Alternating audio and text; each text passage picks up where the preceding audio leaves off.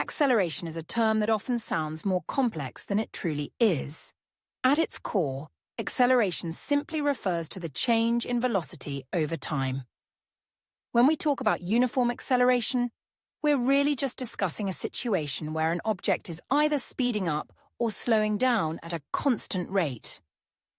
Think about it like this. If you're in a car, pressing the gas pedal to speed up or pressing the brake to slow down, you're experiencing acceleration. The key word here is constant. When acceleration is uniform, it means that the rate of change in speed remains steady throughout the entire duration of the motion. Now, let's break this down a bit further. When an object accelerates uniformly, it means that every second it increases or decreases its speed by the same amount.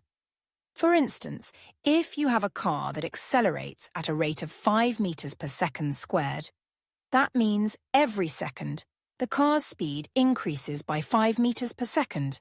After 1 second, it's going 5 meters per second faster than it was at the start. After 2 seconds, it's 10 meters per second faster, and so on. This predictable pattern allows us to make calculations about the motion of the object, which is incredibly useful in many fields, from engineering to physics and beyond. Understanding how quickly something is speeding up or slowing down is vital for various reasons. In everyday life, you might need to estimate how long it will take you to reach a certain speed when driving. If you know your car's acceleration rate, you can calculate how long it will take to get from a complete stop to your desired speed. This can help you make safer decisions on the road, ensuring you don't accelerate too quickly in a situation where you need to stop suddenly. Similarly, in sports, athletes need to understand their acceleration to optimize their performance. A sprinter, for example, must know how quickly they can reach their top speed to strategize their race effectively. Moreover, estimating accelerations is crucial in fields such as aerospace and automotive engineering. Engineers need to design vehicles that can handle specific acceleration rates safely. If a car accelerates too quickly, it might lose traction and skid. If an airplane doesn't accelerate properly during takeoff, it might not achieve the necessary lift to become airborne. By understanding uniform acceleration, engineers can create safer and more efficient designs. Now, let's consider the opposite side of the equation: uniform deceleration, or negative acceleration. When an object is slowing down at a constant rate, the same principles apply. If you're driving and you apply the brakes, you're decelerating. If you decelerate uniformly, you're reducing your speed by the same amount every second.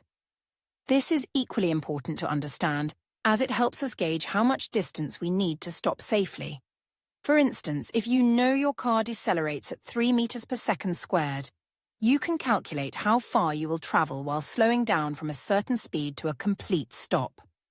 In both cases, whether speeding up or slowing down, the concept of uniform acceleration provides a framework for predicting motion.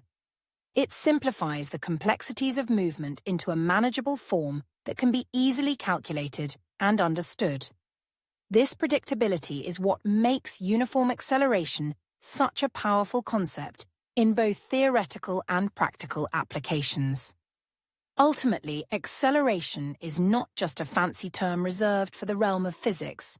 It's a fundamental aspect of motion that affects our daily lives.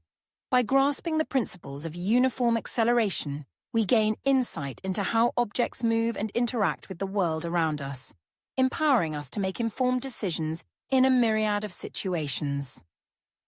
Understanding these concepts can transform the way we perceive motion, making the world feel a little less chaotic and a lot more predictable.